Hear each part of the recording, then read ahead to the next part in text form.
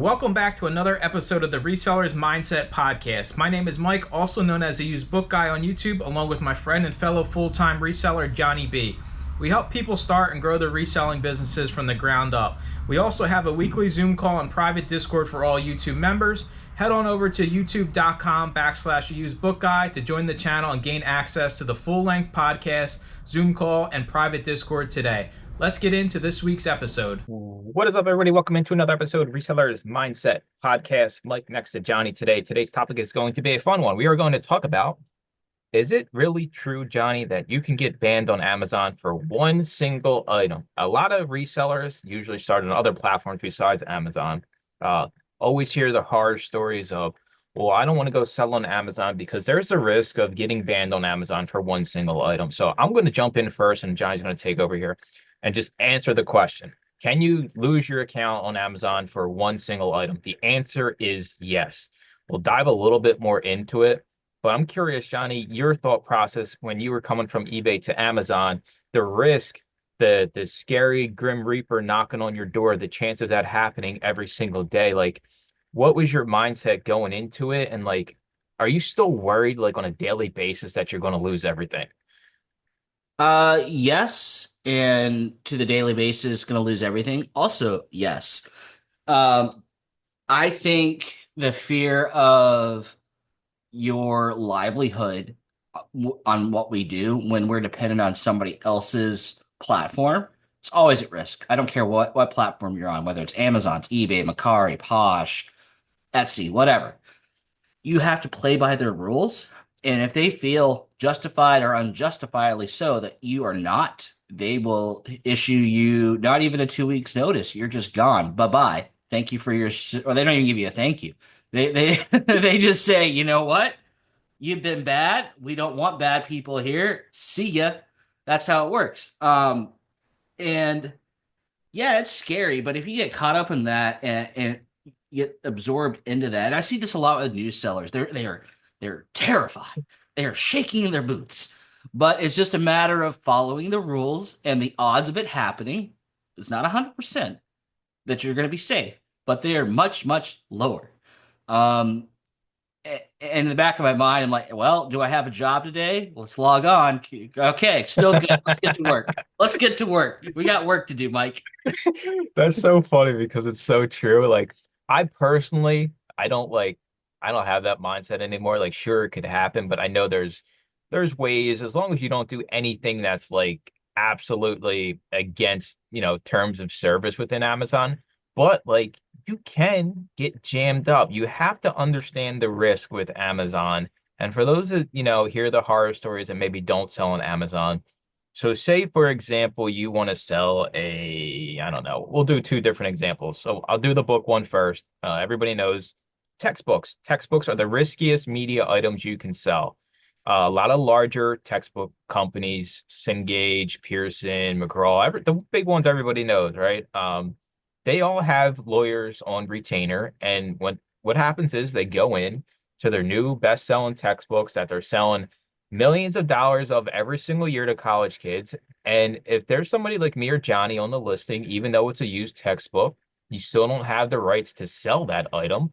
They will basically ban you for one single counterfeit without a test buy. They don't even have to buy your item. It's automatically counterfeit to them because they want you to prove to them that you have authorization from Pearson, Cengage, which you do not have.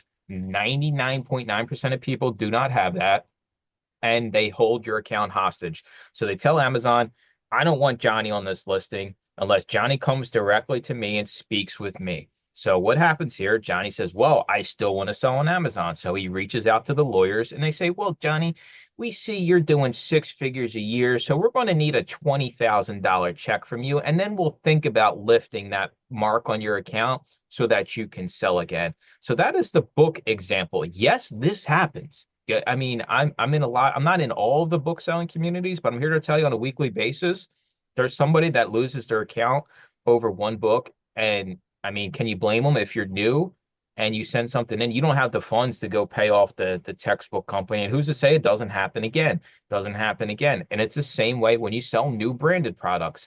I'm wearing a Puma track jacket, right? Well, I'm selling Puma on Amazon.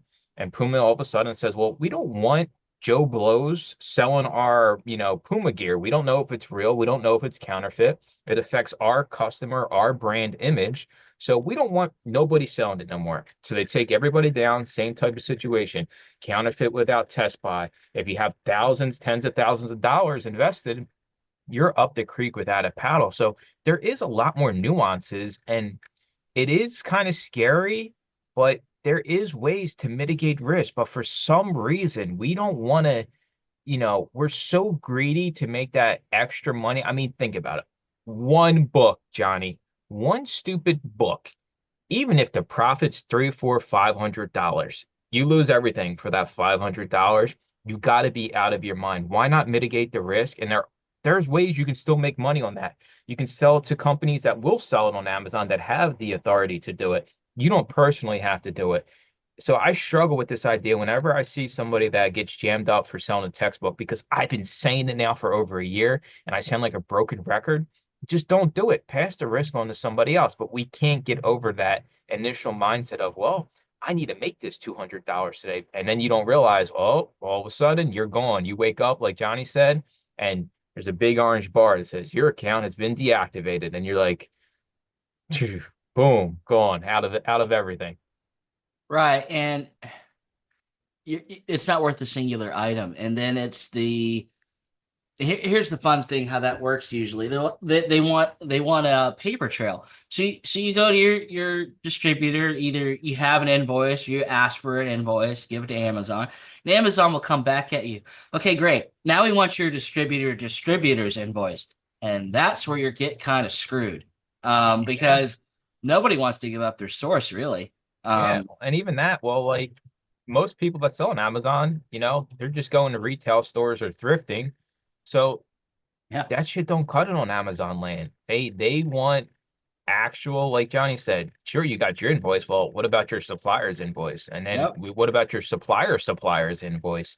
These brands, some of these brands are ruthless, and textbook companies are way up there. I just don't know why we take the risk. If we can mitigate it, pass it on to somebody else. But it's real, dude. Like you can you can lose it all for one book, and it's crazy to think, right? You got 5,000, Johnny's got 20,000 items sitting in Amazon. He wakes up, all of a sudden, he's gone. Then you know what they're going to do? They're going to send all them books back to him and they're going to charge him the removal fees of $1.50 a piece to have them all sent back, all 20,000 books. And listen, they're not going to put them all in boxes together. You're going to get 20,000 separate, way too big boxes showing up at your front door over the next 6 months, all because we decided to take a risk. And I kind of pride myself on having people be aware of the risk and doing things because I don't ever want to say something to get somebody banned, right? Like, I don't want to put somebody in a situation where if they decide to do something, there's a chance you're going to lose your account. I'm in the opposite mindset. Sure, if I'm going to take some stupid risk like that, then I keep it to myself and be like, yeah, sure, I'll decide to sell textbooks, but I'm not going to tell everybody to do it. But that's the reality of it in the Amazon space. It's not talked about enough. Like a lot of people's business models are a lot more risky than you think, but you're never going to hear it talked about because if I'm trying to push content or push, X, Y, and Z software, X, Y, and Z, this or that, then of course you're not going to say, hey, you can lose your account over one item because who in their right mind would start a business that one day, one book or one, track jacket end your selling career? Right. And then we have the new items on Amazon, right? We know where we got this book from, this DVD from, this CD from. It ain't new. I mean, there's some questionable things of what new means. I mean, me and Jack were looking at one listing once. It was Stories of the Bible set, right? It's a gigantic set. It's from the 80s. We are in 2024 It and ain't we're new, dude. seeing new on the listing. They're like, there's no way this is new. There's no, where was it? Where was this thing? Was this in the back storage closet of the facility of the printing press that somebody just pulled out recently? There's no way this thing is new. So people and resellers is what I mean by people send these items that are old, no way possible as new items in, right? And it's like, no. It's the appeal. It's the same thing like you always talk about. A lot of people speed, only a very few get caught.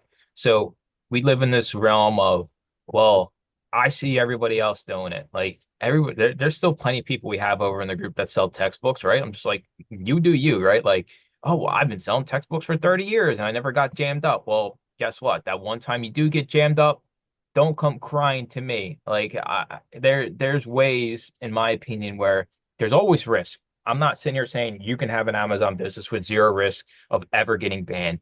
Even if you own the brand you're selling, like there's still ways you can still get jammed up on Amazon, right? There's no 100% safe way to You're sell on Amazon. manufacturing your own product. It's yours, and you can still get banned. You can still get banned.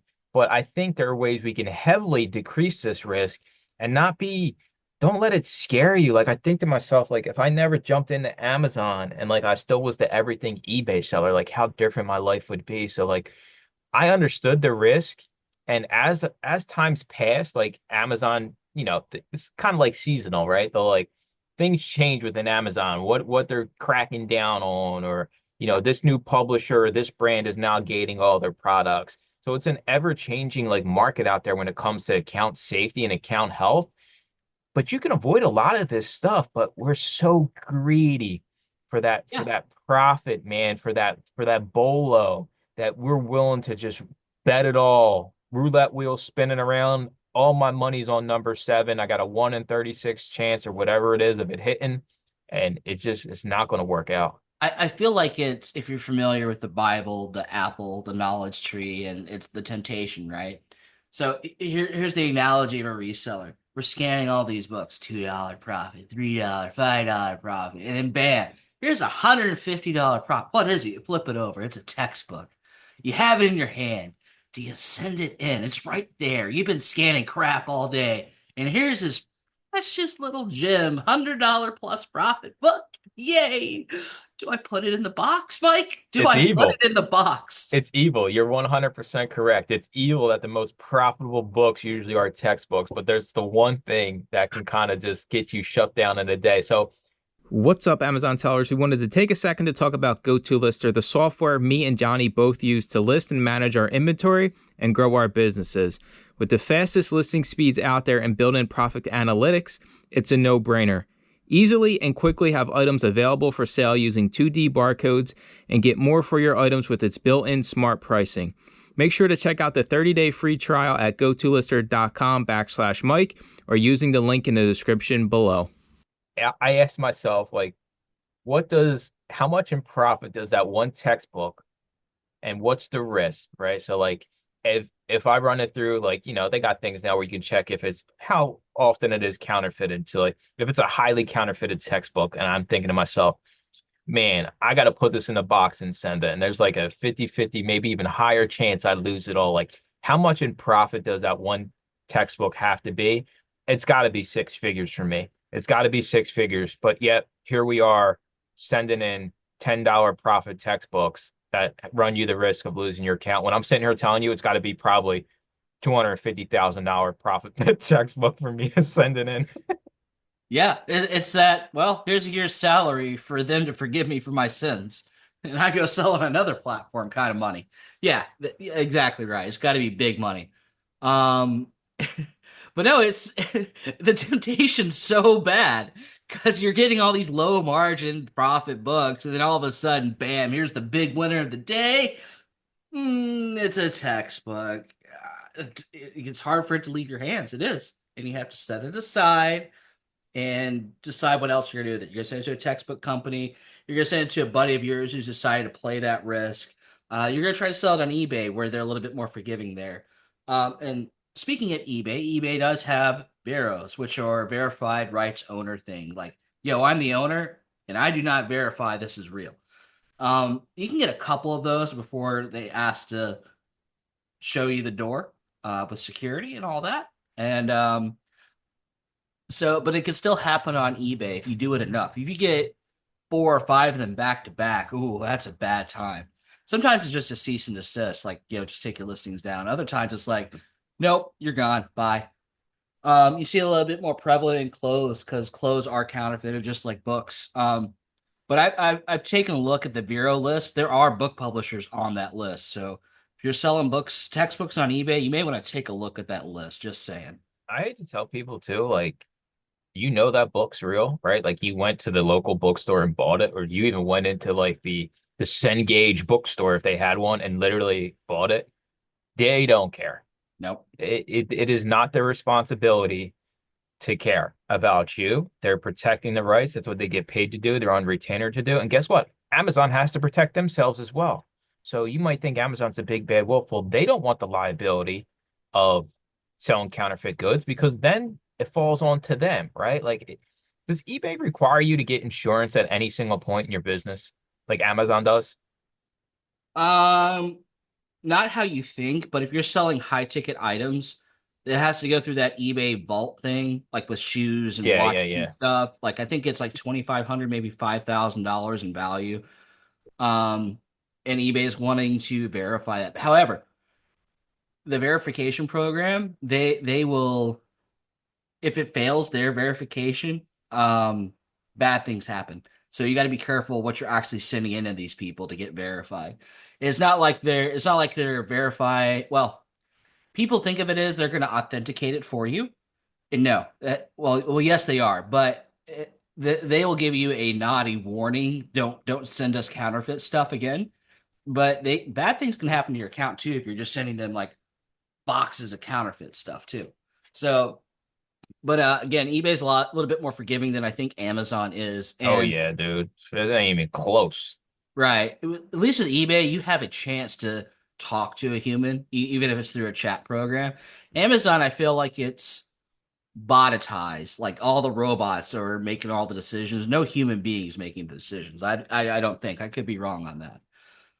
Um, and It's like yeah, I think about it this way. When like you're investing and like they're like, what kind of portfolio do you want? Risky, little risky, moderate risk, low risk. So Amazon has theirs turned up all the way to low risk. They don't want to take any chances on their brand being sued or liable for anything. So what I was kind of talking about earlier was when you sell, once you do 10K in sales a month on Amazon, they require you to get insurance that is verified and upload it into Amazon Seller Central. So there's no ways around it. You can't skirt this. It's because if something happens, some kid chokes on the book Johnny sent in, you have some type of insurance to be able to settle that because Amazon is not going to take responsibility. So there, I think Amazon plays it super safe, and I don't think they're wrong for doing this. And sure, it sucks because every once in a while somebody does get in one of these situations where, they're innocent. I'm innocent. Well, in Amazon land, you're guilty until proven innocent. It's not the other way around, but it's just a part of the ecosystem because there's so many people selling on their platform. For every person that's doing it right, like there's somebody selling the 1980 book set as brand new when you know there ain't no shot that is brand new, even if it's been sitting in somewhere where the temperature, like a wine cellar, it's a perfect temperature and humidity for books, it is still not brand new. And maybe they should do more to kind of not allow sellers to do that, right? Like, because the argument is, well, why would they let me sell it if I couldn't sell it, right? Like, that's the first thing you get from people that get in one of these situations is, well, why did they let me send it in if I couldn't do it? Well, it's not their responsibility to hold your hand through every little step of every little process. and speaking of the insurance, when I first had to sign up for it, I had a warped sense of humor when filling out the registration. I just imagined what is the scenario where a book kills a human, Yeah. and Final Destination just went through my head. Like they're up on the ladder, they're trying to put it up on the top shelf. You see the bottom screw of the bottom leg of the ladder start to slowly undo because of the weight distribution on the ladder. And then they slip and fall, and then they impale themselves in the eye with the corner of the book, and they're dead. This is why I need insurance, I've decided.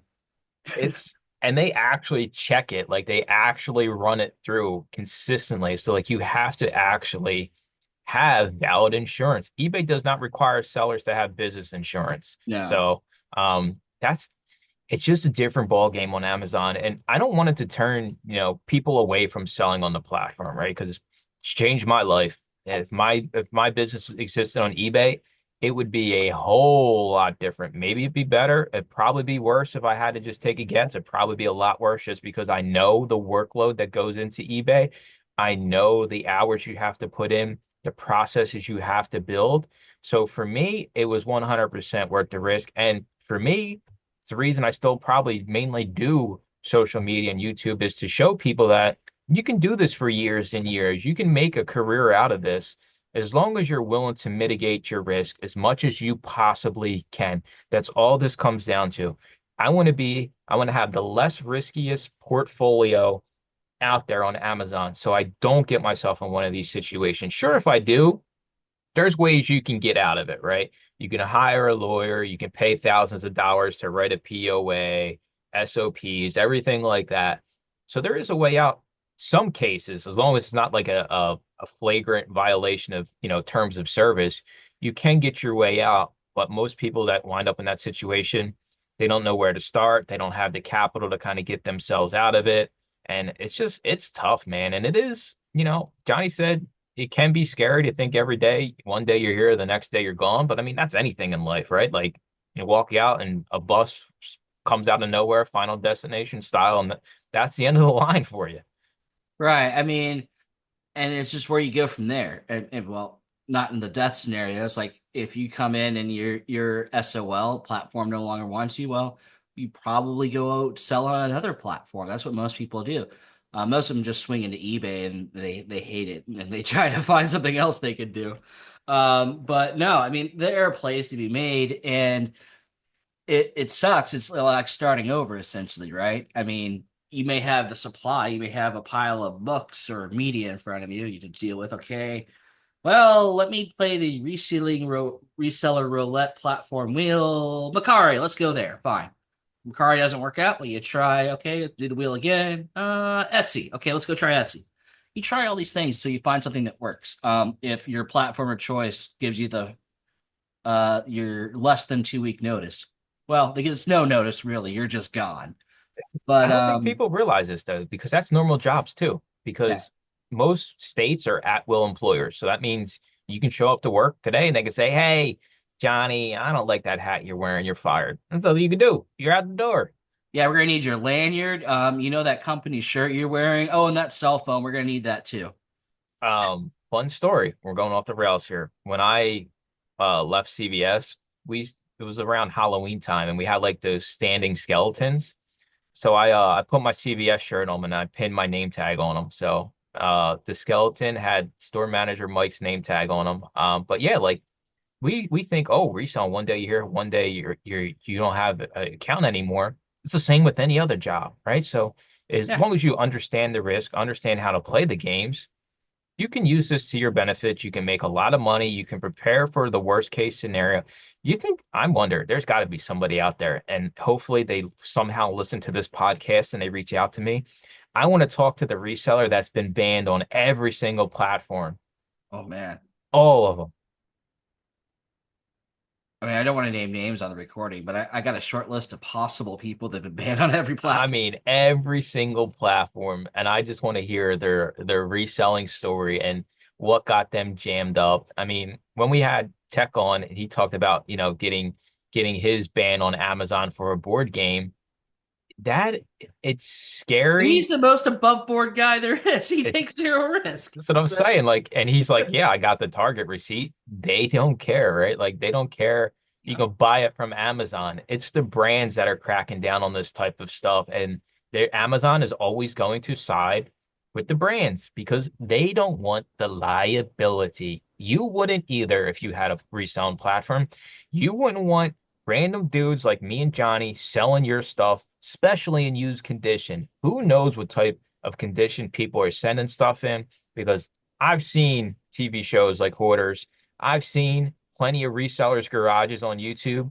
They ain't the cleanest people. All right. I'm just saying, I no like to roll offense. around in my books before I box them up to Amazon. Hey, all I'm saying is some of this stuff that probably winds up in these Amazon warehouses, that's why they don't let you sell used clothing and used whatever, because all of a sudden customers are getting, fleas and everything else, dude. It's you wouldn't want somebody selling your stuff either, especially if you didn't know who it was and if they were legit. Yeah, I mean, and I think it's interesting in the disc media side, like new sealed with the security label and the Y-fold things. Those come up pretty more than you think, honestly. And it's like, well, I bought this from the flea market. I know it's new. It's still shrink wrap. With books, they don't shrink wrap books for those who've never sold books before. I mean, they do occasionally, but by and large, a new book is not shrink wrapped, honestly. So it's like, is this new? It looks new. Looks never read before. Do I send it in as new because I can get a $20 bill instead of a $10 bill? So there's temptation there, even outside of textbooks. It's like, I know Yeah, where I dude. got this from, but $20. It's true, man. It's there for the taking. It's just how much risk do you want in your business? You can sell it as new. You can sell Yep. textbooks, sell every single one. You can sell every book as new, and they won't stop you from sending it in and selling it, right? But the risk that comes with it, you have to ask yourself, do you want to make this a long-term play? Do you want to continue making money? Or is those few new items or those few textbooks worth everything? And for me, the answer every single time is no. 100% of the time, the answer is no. My risk needs to be as minimal as it possibly can be because the majority of my income comes from my reselling business, which is Amazon. I can't afford to just one day wake up and not have the account, especially for one single item, unless I'm getting 250 G's for it, which will never happen. Then, I mean, I'm passing every single time. And it's not even, I don't even debate it anymore. Like maybe when I first decided to stop selling textbooks, I'm like, man, this is like a 50, $60 book. But we have ways, right? Like you can sell it to another company that'll pay you in PayPal within the week for that item. Sure, you won't get the full $60, maybe you only get 20 or 30, but you're still making money and they take the risk. You're not taking it at all. Yeah, exactly. Why risk everything? And then oh, what was I gonna say? But the difference between new and used, I mean, we see the premiums the new guys get, right? I I know those people that are on the new listing. I see it a lot. They're not new. They're taking the risk, and you know what? I do think they are ultimately going to get burned in the end. Because every year we see them get more and more strict, and I think this year we've seen more, at least publicly stated, section threes. That's the you need to prove what you're selling is legit violations that Amazon sends out. I think we've seen more section threes this year, at least publicly verbalized in the community than we've ever seen before. So they're cracking down, and I think that can only compound as the years go on, honestly. There's only so many warehouses. They want legitimate things in their warehouses, Yeah. honestly. Yeah. We're moving towards a world where the brands are more protective than they've ever been. They don't want stolen merchandise being sold, fake merchandise being sold, and you really can't blame them at the end of the day. Right. If they called me out for an invoice right here tomorrow, I'd be like, well, I don't got it. I buy from here and there and everywhere, right? Um, so probably as my career goes on in Amazon, I need to protect myself a bit more in that, in all honesty, because I do think they're cranking up the violations and my number will get called one day. It's not if, it's when. I think Yes. everybody's going to have a when moment as Uh, time goes on. Yeah, for sure. All right, we're gonna wrap it up here. Can you get banned for one stupid item on Amazon? Yes. Yes.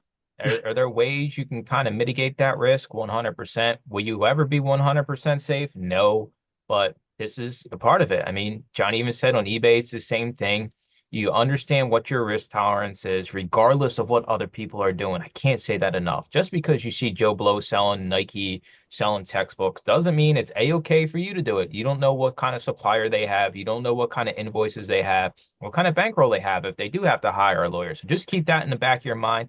Going to do it for this week's episode. We'll talk to y'all next week.